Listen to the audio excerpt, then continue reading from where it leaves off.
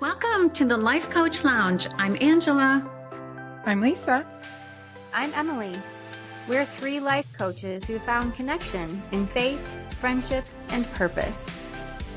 Get ready for real talk, relatable stories, and practical tips you can actually use. We're so happy you're here at the Life Coach Lounge. Hello, and welcome back to the Life Coach Lounge. I am Emily, and I'm here with my friends Angela and Lisa. And today you're in for a treat. We are talking about party planning, planning with purpose, hosting events so that you don't get stressed out, or maybe you do get stressed out, but you plan it anyway. So that's what we're talking about today. So this could be, graduation parties, holiday get-togethers, summer backyard barbecues, a super fancy dinner. Event planning can either feel like a joy or sometimes a total drain. So that's what we're talking about today. So grab your coffee or tea, join us here in the Life Coach Lounge. This one is full of practical tips and some mindset shifts and hopefully some honest moments from some of our own party planning experiences. So ladies, I thought to get this started today, we could play a little game of this or that, event planning edition.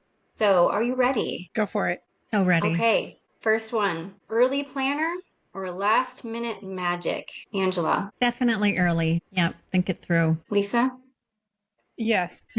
Yes to both? I feel like, well, here's the thing. If it's a big event, totally early. If it's okay, like happened this weekend, when I have an extra 6 people coming over to the house for some backyard fun, I tend to just make some last minute magic happen. I can resonate with that. I would say both for this too. And as I was looking at these questions, I should have prefaced by saying, don't overthink it. Let's just do gut reaction because I could go either way depending on the event, right? So, but I can definitely resonate with what you just said. Okay, so paper invites or group text? I'm paper. I am group text.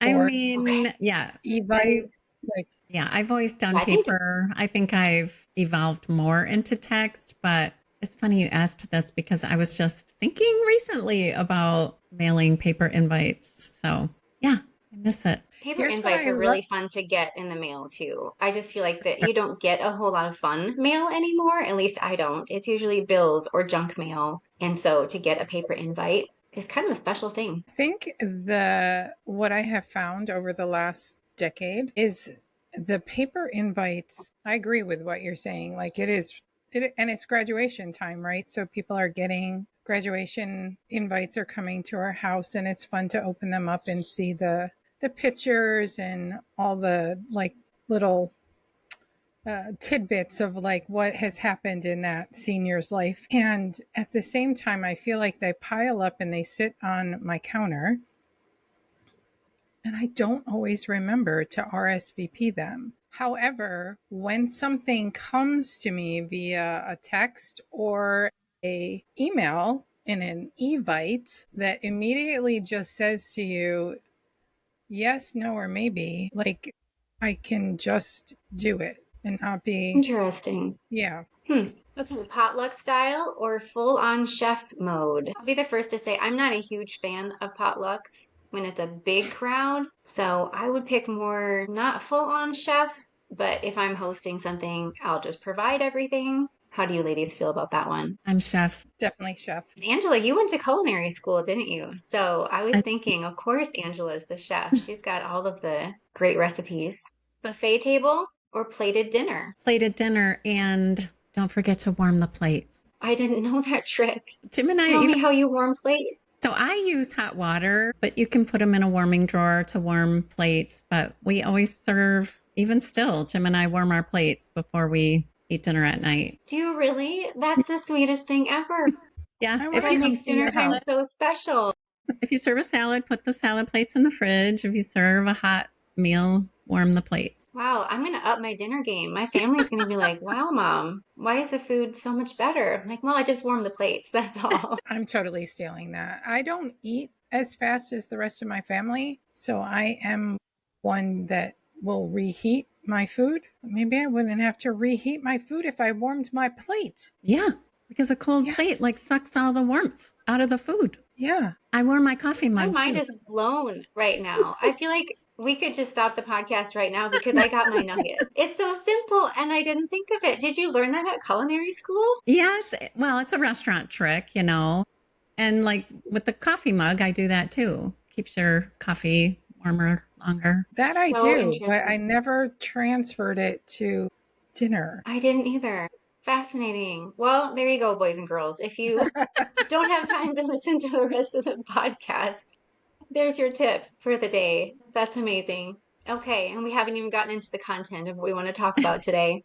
Okay, background music or dance party beats? Background music. We're definitely background music. My husband is usually in charge of music for dinner parties. Although I will say, we have been known to spin a few vinyl records and dance it out when we have guests over. So that has happened. But for the most part, it's usually background music. That's so fun. Background music for me too, for sure. Okay, let's just do one more. Pinterest perfect or perfectly imperfect? Okay, well, you said to go with our gut.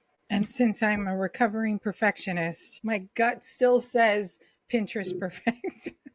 I'm embracing the perfectly imperfect. I might be one step ahead of you on that, Lisa, because I can resonate with what you just said. And I am now, I think, more on the side of perfectly imperfect. So keep going. You'll get there. I Okay, well, let's dive into our topic today. Ladies, I thought the first thing we could talk about when it comes to planning events is, well, first of all, let's be honest. Do you actually enjoy planning events and why or why not? Are there certain kind of events that light you up versus stress you out? What are your thoughts on that? I love planning events. When I was first married, I read cookbooks for fun. I would plan dinner parties that I never hosted because there wasn't enough time to do them all. I love, love, love planning parties. And yeah, I love it. I think it's honestly who God made me to be. I've always done it. I've devoured all the Martha Stewart content. It's just who God made me to be. love planning events as well. And I'm going to say, of course, I'm human. So, yes, I stress myself out over things? Absolutely. But I'm sure you'll ask us questions later on how we manage that stress that we most likely put on ourselves. But I'm with Angela. Like, I love planning an event. I love the details of the event. It's kind of back to that Pinterest perfect. Like, my daughter graduated from high school last year, and at a garage sale, I saw this entire, I just happened upon a garage sale of an event planner. So she had tables and tables of multiples of things. And one of the tables was just all these different glass, what would you call it? Like with a lid, like different shaped glass bowls, flutes, vase like, but most of them had lids on it. So in that moment, I texted my daughter at school. She wasn't supposed to respond to me, but she did. And I'm like, listen, I have an idea. I want to have a candy bar at your. I mean, sure, I'll get you a cake, but really, I would love to have a candy bar because I'm standing in front of this table right now and I just want to buy the whole table. So that's what I did. And it was just so much fun to just, and then I love, like, I raise them up. And so underneath, like, the linen is ridiculous old boxes and whatever you can find to kind of stage the table. And then I use my Cricut to put different words that all mean sweets on all the different glass. It was just so much fun. So I love the detail of it and will admit I can stress myself out over it. But I'm with Angela. I love it. I need to see pictures of that. Oh, okay. I have them. That's so fun. I love that you saw something and you were just inspired Yeah. by it too. I honestly have not planned very many events other than just having like another couple or another family over for dinner here and there since really my kids had birthday parties when they were little. So honestly, I haven't had a lot of recent experience planning events, even with my girls and their graduations. So we homeschooled, and the common thing to do around where we live is to have a big graduation party, whether that's in your garage or at a local event center or a church venue, things like that. And neither one of them wanted that. And so we just took them out for a fancy dinner at a restaurant. So I didn't need to plan or prepare anything for that besides just inviting our family. And so as I was thinking more about this, I don't mind planning events, but I'm actually realizing that I'm more of the helper. So recently, a friend got married and she asked if I would help with some of the decorations at church and at the reception. All in. Yes. Show me what you want. Give me the supplies. I'll go do it. But she had the vision. She had the supplies. And so I see myself as more of that support role for other people to be the planner and have all the ideas. And honestly, right now, my daughter is planning a wedding. So they got engaged and we're doing a wedding 2 months later. And we're super excited, so happy for them. But because it's her wedding, she's making all the decisions. And it should be that way. She should decide what she wants. And so even for that, I'm still seeing myself as kind of like the side role, the support role. Do you want help brainstorming? No, you got it? Okay, great. Yes, you want help brainstorming? Awesome. What can we figure out? And so I guess hosting events has looked a little bit different for me.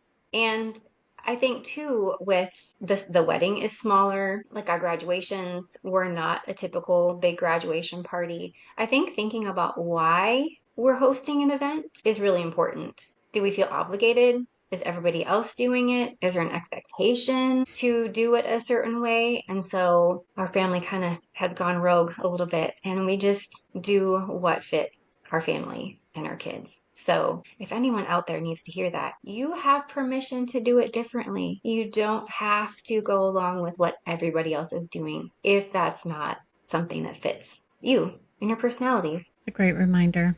Okay, so let's move on to actual planning, some organizational tools, strategies. So what is your process when you're planning an event? Where do you even start? I start with the date. I start when is this happening? And then I work backwards from there. So depending on how far out it is and or how big it is, I could be known to make a Google Doc, could be known to make shareable list with other people. There's usually always a list happening visible to family, depending on if things need to get moved to accommodate extra seating or things like that. So I usually start with the date and then start working backwards to. I know some people start with like, oh, let's do the invitations, and I'm like, no, let's just keep it. Let's start at the top and work our way back. Did I say I was a recovering perfectionist?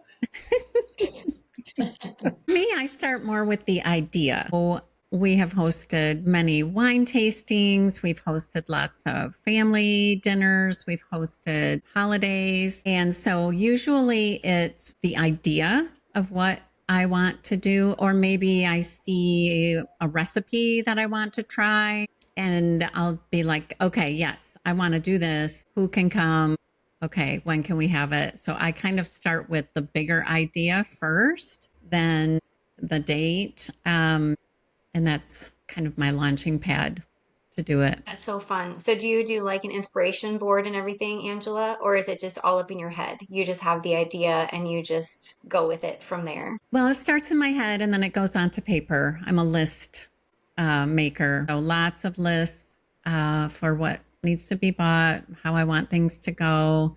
Yep, paper lists always. I have found with our wedding planning that I'm definitely a paper list person too. I like to just have it out of my brain and onto paper. We've talked about that with journaling before. Otherwise, all of those tasks will just float around in my head and take up space. And checking it off sees that you're that much closer to being prepared. So I love that. How about, do you ladies like to plan and do it all yourself, or do you like to delegate? What does that look like? Unfortunately, I'm more do it myself. I was going to say, it keeps coming back to this thing I'm recovering from. No, I like to do it myself. like to have the control of what is going to go down, what's going to happen. If I delegate things, it's going to be like, can somebody please vacuum the living room?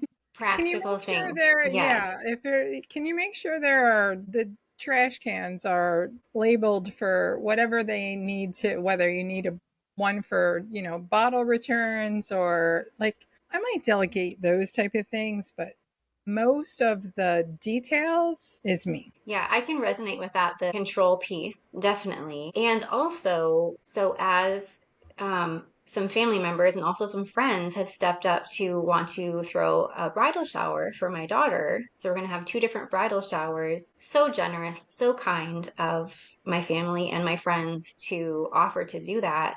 I helped them brainstorm who to invite, and Kylie made the invitations and all of that. And then they said, okay, we've got it from here. And it wasn't so much that I was giving up control, but I realized I felt like I was burdening them because I know how much work goes into hosting an event. It's going to be at one of my family members' homes, the one for the family. And so that to me feels like, oh, she's going to have to, clean her home and make sure there's enough seating and provide all the food. And so releasing that aspect of it, I realized I might have a little bit of pride with that.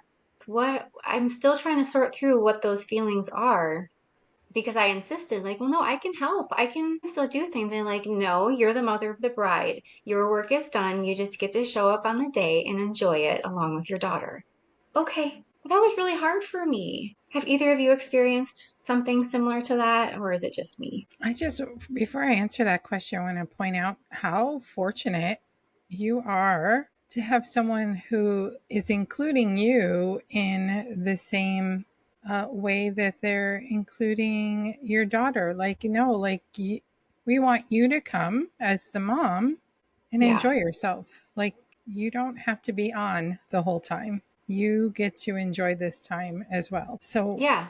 what a Total beautiful gift. gift. Yeah. Maybe that's it. Maybe you hit it on the head right there, Lisa. I normally am the one doing or providing or planning and I don't mind doing that. And so for someone to say, no, you just get to come and enjoy feels like a treat, but I'm not quite sure what to do with it. So I'm just Mhm. graciously accepting it. And I've been in that position before when I've been helping at an event and told the guest or whoever the honoree, right, the person that you're Right. celebrating, no, you just get to come and enjoy. And so I know what it feels like to be on the serving end of that and how much joy that brings that person. And so I'm just choosing to accept it. I'm working on it. My husband has a line. He says, like, if we buy dinner for someone or whatever, and they're like, "Oh no, you don't have to do that." He'll say, "Don't steal my opportunity to be a blessing." Oh, So so sweet. your whoever family member is, being a blessing, and so don't take that from them. Yeah.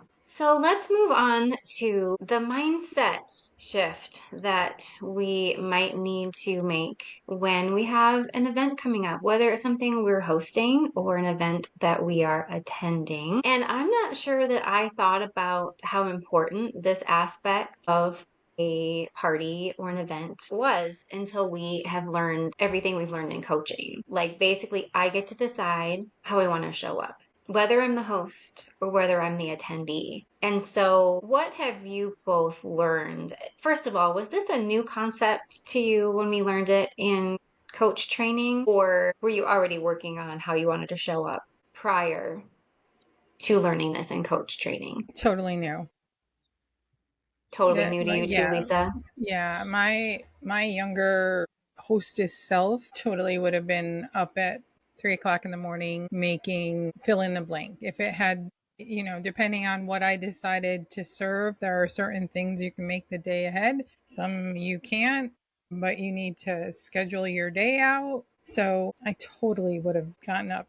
Now, not so much because I do know more now and understand the importance of being able to function. So getting up at 3 o'clock in the morning for this midlife woman is not, those cards are not on the table anymore. Not if I want to do the hosting well. Like I have to be accountable for myself. And that took training. Yeah, for sure. So good. And I'm going to go on a limb here and say if it was me getting up, I don't know that I've gotten up at 3 o'clock in the morning, but I've gotten up earlier, way earlier than everyone else to take care of those last minute preparations. The whole time, resentment building for everybody else that's still sleeping as I chose myself to get myself up to do the task. I've learned that that resentment is only a feeling that I'm feeling. And if I could ask for help, I could get up later. I could just drop the resentment and decide that I wanted to get up. I love serving my people in this way versus the mentality of, well, if I don't do it, nobody else is going to do it. So I might as well get up. Well, they're all sleeping. Just that mindset shift of not blaming other people because I decided to do something or because I'm feeling stressed. Those other people are not making me feel stressed. My expectations of myself was making me feel stressed. Does that resonate or is that just me? For sure. 100%.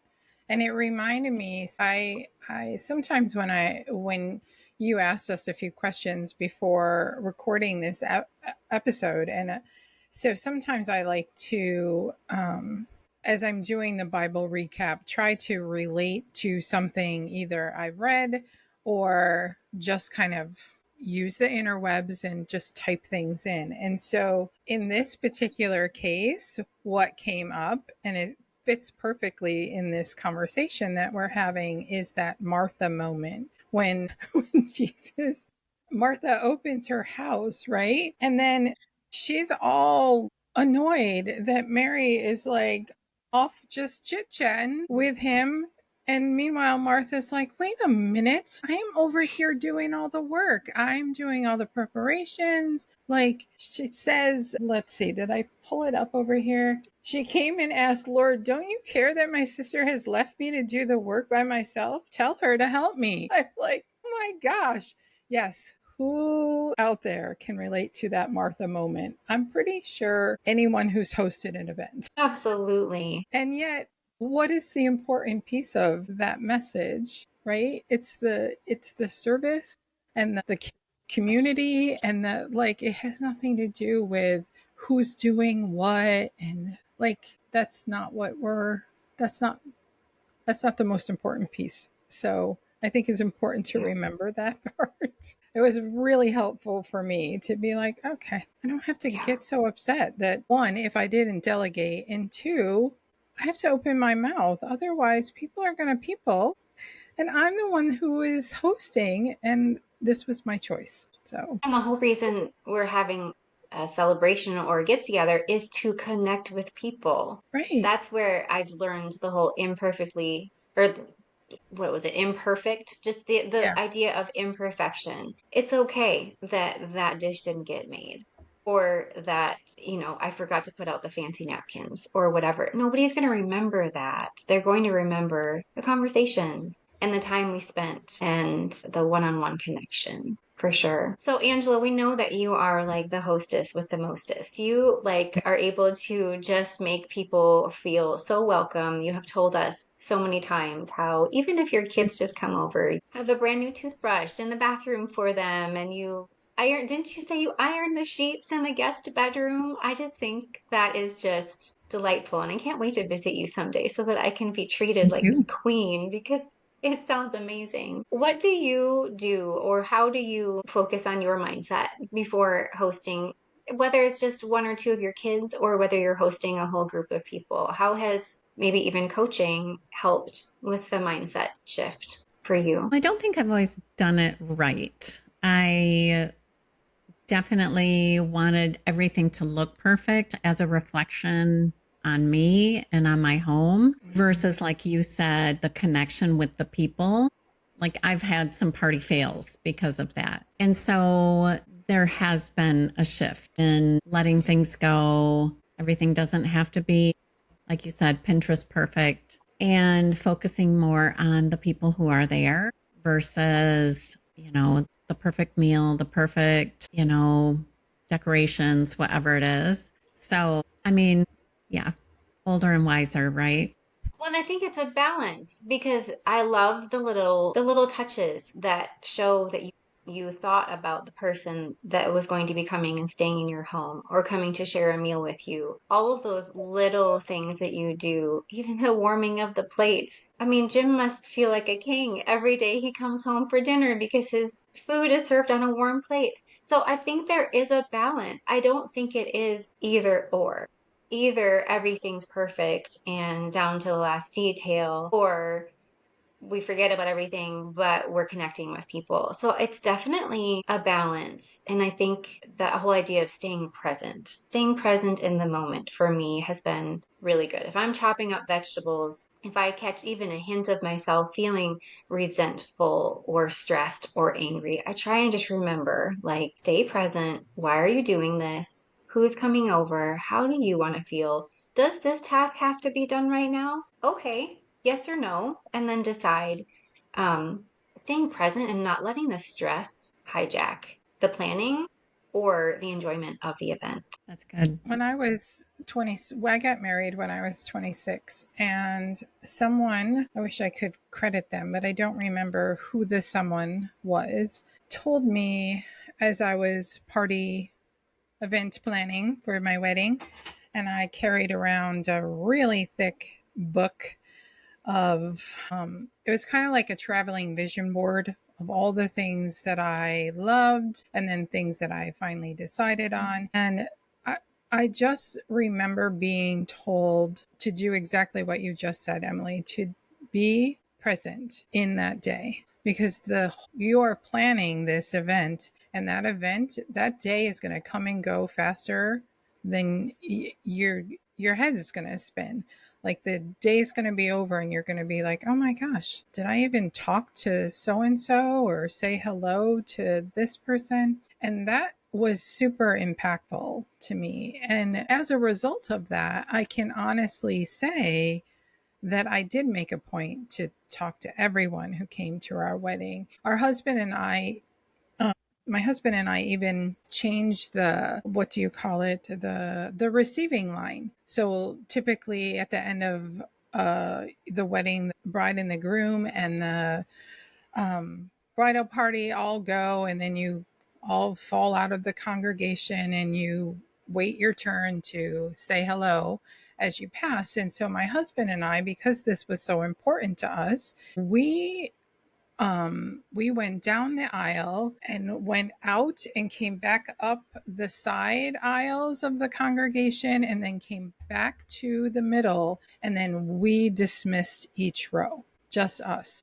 So that gave us opportunity to really look people in the eye and say thank you for coming, and for them to feel like there was a connection, because the rest of the day was going to just be busy, right? With all the fun. So I think if anyone can hear that importance of just being present, and whether it's a wedding or just you invited a couple over for dinner, like just to look people in the eye and just really be grateful for that connection and community, that trumps over the how perfectly plated the table was every time. So true. People are going to remember how they felt when they were with you and when they were there Mm-hmm. versus what you served or what the atmosphere was or what the background music was or what the decorations looked like. I'm Yeah, going to I love remember that. the warm plate, though. I'm totally going to remember that. Oh, me too. Stealing that today. From now on, if it's a cold meal, it's a cold plate. If it's a hot meal, it's a hot plate. Thank you, That's Angela. right. We That's all are right. so thankful. So you reminded me, Lisa, on our wedding day, somebody had told me just keep looking at the time. Continue to look at the time all day long. Note what time it is. And that helps you to just remember, like to see, yes, the day's going by, but I'm taking the time to just pause. And at Mm-hmm. this moment, this is what I'm doing. And so that was a really good tip for me as well. Okay, so do either of you have a simple tip or tool that saves your sanity, that keeps you grounded during event preparations or during the event? How do we keep our stress levels low? Any advice? I think for me, doing as much ahead as possible, like having the house ready, the table set, like if it's a big meal like Thanksgiving, I'll have all the serving dishes out and little post-it notes in the bottom of each one. This one's for mashed potatoes. This one's for the turkey. This one's for the gravy. So there's a post-it note in each serving dish. They're all sitting out. The serving utensils are sitting out. The table, like I said, is all set. And You and I would plan an event very well together. I'm sure we would. One thing I learned a long time ago is if you are feeling the pressure in the last hour or so, like, oh my gosh, I only have an hour and they're going to be here. You can always be, like you said, chopping vegetables or doing meal prep when your guests arrive versus you don't want to be curling your hair when your guests arrive. You don't want to be still vacuuming when your guests arrive. So having yourself ready and your home ready, even if you're running behind, you can still be, making a salad and talking with your guests. So that's, to me, a good tip if you're feeling stressed. Just get yourself ready, get your home ready, and then the rest will fall into place. You want to be a guest at your own party. You don't want to be in the kitchen the whole time. I have made that mistake before, and it's no fun. So you want to enjoy your own parties. That's a great tip because it does require planning in order to be a guest at your own party. So I love that tip. I think too, going back to like the why of the event or even the mindset resetting our mind for the event. For me, just to stay grounded in the event. Like, I want to be present. I want to be so joyful today, or I want to interact with that specific person. I'm going to pursue the person that maybe looks lonely. Like, if it's a bigger event, that can be kind of overwhelming for people. So, even like purposefully pursuing somebody, making a conversation with them. I think I'm gonna chime in there with okay, so I'm just going to put it right out there. There's always an elephant in the room, right? So at any event, especially with close friends and family, there's always someone at the event that might be a little more challenging than other people at the event. So when you were just talking, Emily, it reminded me that also having that mindset ahead of time to not allow, because we get to choose, right? We get to choose how we're going to show up to our own event. And if we know that, Aunt so and so is going to be there and making a scene, as experience has shown us, then perhaps we want to do a little work ahead of time so that we're prepared for that. And our drama brain doesn't come up and suddenly we're like squirreling out. And then because all that just draws more attention to the thing, when in actuality, in my own personal experience, this thing is all pretty much the dramas in your own head. But at the same time, if you have an idea that could be a thing, maybe you want to protect like another person from the other person. So just being mindful of that and having a way to set it up so that you can be like, you interject in the conversation. If you see, oh my goodness, those two have been talking for a long time, I think I need to intervene, but you're just doing it in a respectful way. But you've kind of set the stage ahead of time so that you're not falling victim to, this isn't going right, they're ruining things for me. And then suddenly your ability to enjoy your event goes out the window. So I think it's important to kind of set that up as well, because stuff happens. So, and if you kind of know the dynamics of the people on your invitation list, then you can do some work ahead of time for sure. And in coaching 101, we can't control other people and how they show up. We can only have control over how we show up and how we respond or react. Mm-hmm. And so there is that responsibility. Once you know that and you understand that, your experience, even of those people, can improve. That person does not have to change for your experience of that person to change. And I know all three of us have been wowed by that concept. And you're right, it takes the drama out of it, or at least quiets it down so that you can enjoy an event, even if that person happens to be there, or if another person happens to say or do something out of left field that you weren't expecting. Okay, I can't control them. They get to show up and be them, and I get to show up and be me. And this is how I want to show up. So Yep. great illustration reminder. Okay, well, as we wrap up this episode, I'm wondering, do either of you build in recovery time after an event? What does it look like for you? I know in a previous episode, Angela, you said no matter what, even if it's 1 o'clock in the morning, the dishes are all done before you go to bed. So I love that tip. No matter how tired I am always so thankful the next morning that those are done. So there's that practical aspect. And do either of you have advice on how you recharge or how you recalibrate, recover after an event, especially hosting an event? Well, hopefully there's leftovers so you don't have to cook for another day or two. And Bonus if there's leftovers.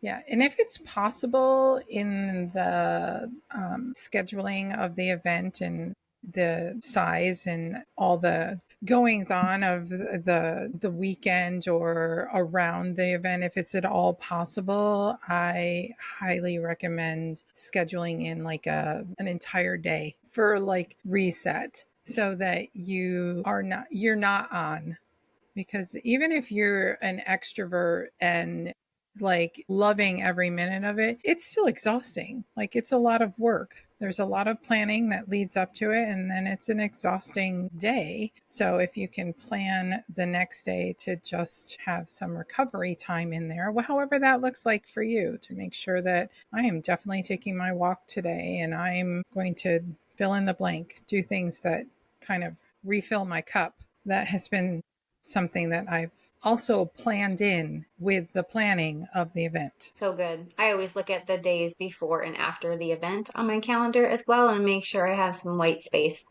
in there or push things off to the next day. That's been very important for me as well. All right. Well, thanks for the chat about party planning today, ladies. I know we just kind of skimmed the surface, but I think we had some great practical tips. I know I learned a few things from both of you. So if today's episode helped take some stress out of hosting for you, share this episode with a friend who might need to hear it. And if you have a story of maybe an event gone wrong or a planning victory, send us a message. We would love to hear from you. So thank you so much for joining us in the Life Coach Lounge today. If something resonated with you, we'd be honored if you'd hit the subscribe button. Or, like I said, share this episode with a friend. You can connect with us on Instagram at the Life Coach Lounge, where we will continue to support each other between episodes. Until next time, we are grateful to walk alongside you on this journey, and we will see you back here in the lounge. Ladies, I will see you two in the Marcos.